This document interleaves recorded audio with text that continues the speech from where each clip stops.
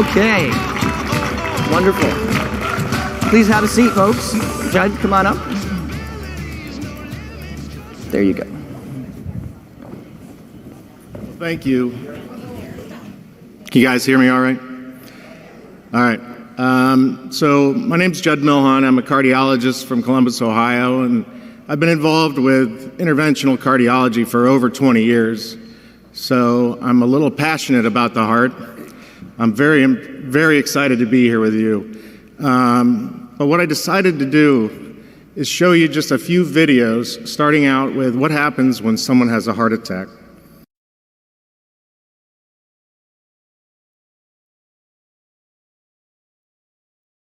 When someone has a heart attack, the blood flow stops in one of the three major coronary arteries. And that creates a sudden onset of some discomfort, usually in the chest area.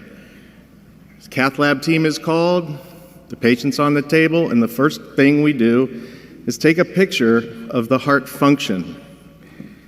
This area up here is contracting really pretty darn well. But way out here, this whole tip of the heart muscle really isn't moving. So this, in the first picture, tells you this is a massive heart attack. There's two arteries on the left. There is a short artery that comes out and divides into two arteries.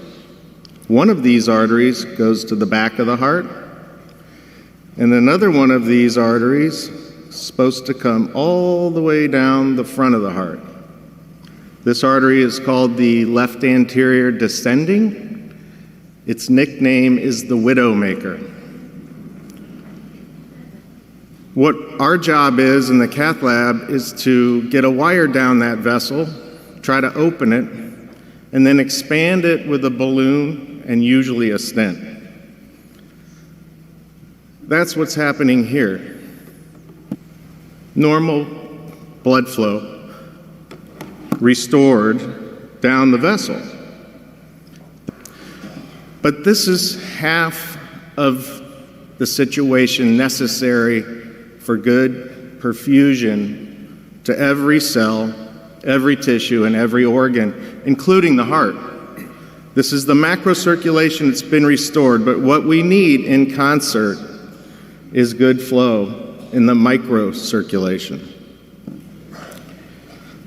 The microcirculation is vital in providing oxygen, nutrients to every cell, to every tissue, to every organ, including in this case, in the person having a heart attack.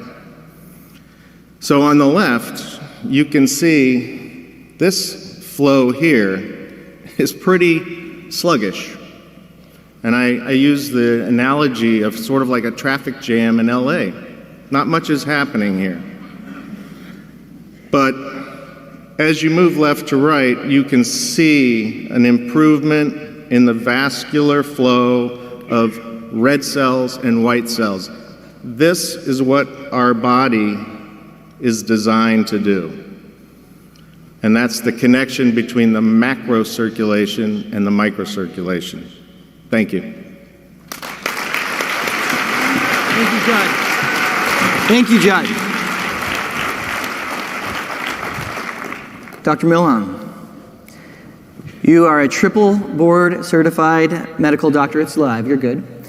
Boarded internal medicine, cardiology, interventional cardiology with a background like yours, with over 20 years of clinical experience.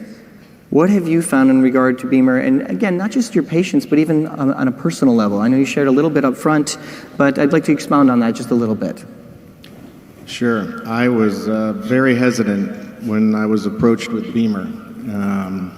Standard, traditional, medically trained. I had blinders on. I was not open to naturopathic treatments, but I was in misery. So when someone said to me, I'm going to show you something that will help your situation, I sort of, yeah, right. But I was miserable. So I got on this mat and I got wrapped with this Velcro strap, and I had no idea what this guy was doing to me. His name's David Easterbrooks. I know you're out there. But after about 10 sessions, I probably felt something. And that's when I researched this. And that's when I really opened my mind to not only Bemer, but to other natural, holistic approaches to wellness. And I studied this, and I wish I knew as much as Dr. Klopp, but I really, really know what it does. And it does improve microcirculation from head to toe. It improved my situation to the point that this is what I want to do the rest of my life. I want to share this with whoever will listen. Thank you.